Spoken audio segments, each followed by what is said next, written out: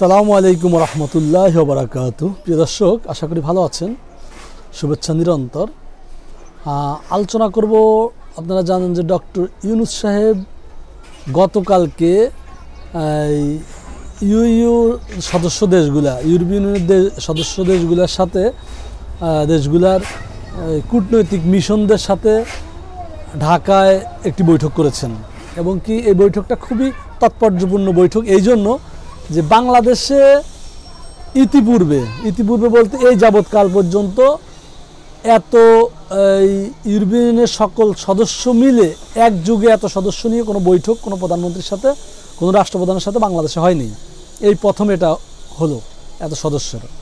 তো যেই বৈঠকটার খুব সিগনিফিকেন্ট আছে এবং যেটার মূল বিষয় ছিল ডক্টর ইউনূস সাহেব ইউরোপীয় ইউনিয়নের দেশগুলোকে অনুরোধ করেছেন যে মূলত ইউরোপীয় ইউনিয়নের দেশগুলোর বেশিরভাগ দেশেরই ভিসা সেন্টারটা দিল্লিতে। এই প্রেক্ষিতে দিল্লি যেই পর্যায়ে আমাদেরকে ভিসা রিস্ট্রিকশন দিল, আপনারা জানেন যে বাংলাদেশের মানুষের প্রতি তারা ভিসা রিস্ট্রিকশন দিয়েছে, সেই ক্ষেত্রে বাংলাদেশের এই ভিসা কার্যক্রমগুলো পরিচালনা করতে হিমশিম খেতে হচ্ছে বা কষ্ট হচ্ছে, ঝামেলা পোহাতে হচ্ছে।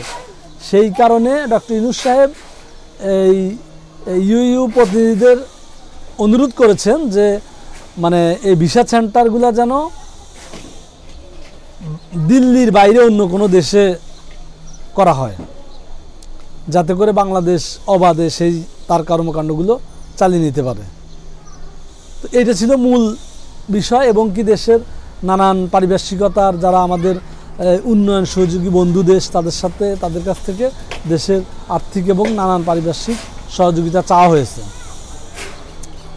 যেটা আমাদের দেশের জন্য খুবই গুরুত্বপূর্ণ। এবং কি আর এই বৈঠকের পরে ভারতের মুখ্য সচিবের সাথে একটা বৈঠক হয়েছে। সেই বৈঠকটা খুবই তাৎপর্যপূর্ণ। যে বৈঠকটা আলোচনার বাংলাদেশে ভারতের যেই সম্পর্কের টানাপোড়েন যাচ্ছে সেই বিষয়গুলো নিয়ে ভালো আলোচনা হয়েছে, ফলপ্রসূ আলোচনা হয়েছে। ভারতের মূলত আমাদের বন পরিবেশ মন্ত্রী, পরিবেশ উপদেষ্টা কী যেন নাম, উনি এই বিষয়টা পরিষ্কার করেছেন এবং উনি ব্রিফিং করেছেন যে ভারতের নেতৃবৃন্দরা বাংলাদেশের সাথে সম্পর্কের যে সংকট, যে টানাপোড়েন যাচ্ছে এই সংকটটা বুঝতে শুরু করেছে এবং কি ওনারাও এই সম্পর্কটার সমাধান চান। এটা ভারতীয় পণ্য বর্জন থেকে শুরু করে সীমান্ত হত্যা থেকে শুরু করে নানান বিষয় আলোচনায় ছিল। সার্বিক বিষয়ে তারা বাংলাদেশের সাথে রাজনৈতিক সম্পর্ক ভালো করতে চান, ঠিক আছে। তো এই জন্য এই বিষয়গুলো উঠে আসছে।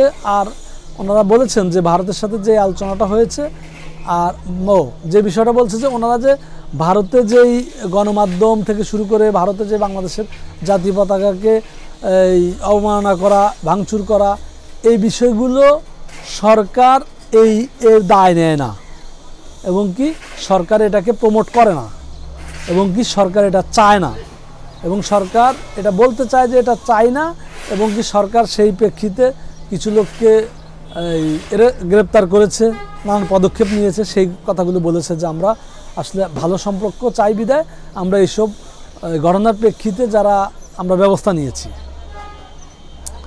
সর্বোপরি বাংলাদেশের আচরণ তারা বন্ধুত্বমূলক চায়, এটাই স্বাভাবিক। তো আসলে যে জায়গাটায় ঠেলার নাম বাবাজি বলা হয় আর কি, মানে আপনি দেখেন যে ভারতের মুখ্য সচিব চলে আসছে বাংলাদেশে, মানে অবস্থা কিন্তু বেশ লেগে গেছে মূল জায়গায়।